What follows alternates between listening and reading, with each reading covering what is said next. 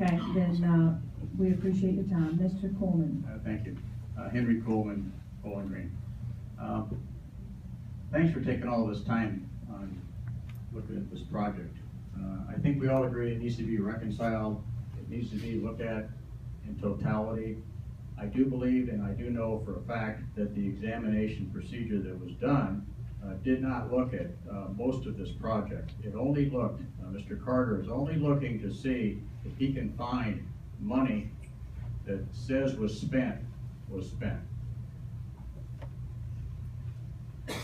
What it's not looking at, and this is what Mr. Samuels was trying to say, if you submit draw requests or invoices, a detailed list, one level deep from one company to another, hours of work by coders, etc., mentors, down to the nearest tenth of an hour.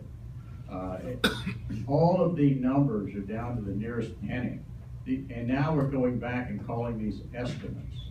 They were estimates that we didn't know at the time. It was not discovered they were estimates until November 5th of 2014 at a meeting. All of this stuff that happened.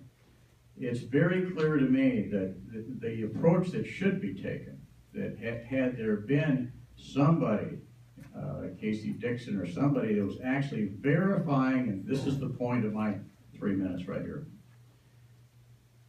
You have to verify that every penny was spent for the best purposes under the project, and it actually went toward furthering the project, and it was the best way that that money could have been spent. That's the burden of proof. So when Mr.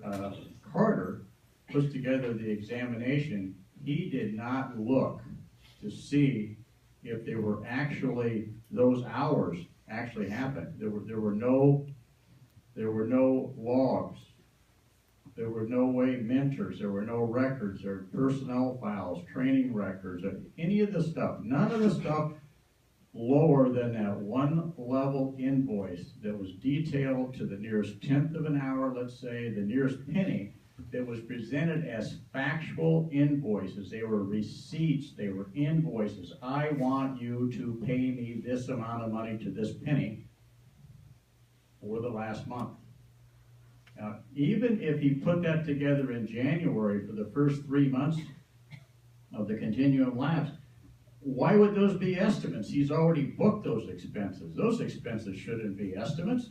They were put together after the fact. You can't say they were guesstimates at this point. You certainly can't say at a certain point down the road there was in-kind contributions, and let's just say that a lot of that money put somebody in Bermuda or bought somebody a new car or something, whatever. You made an estimate on a licensing thing or some other investors.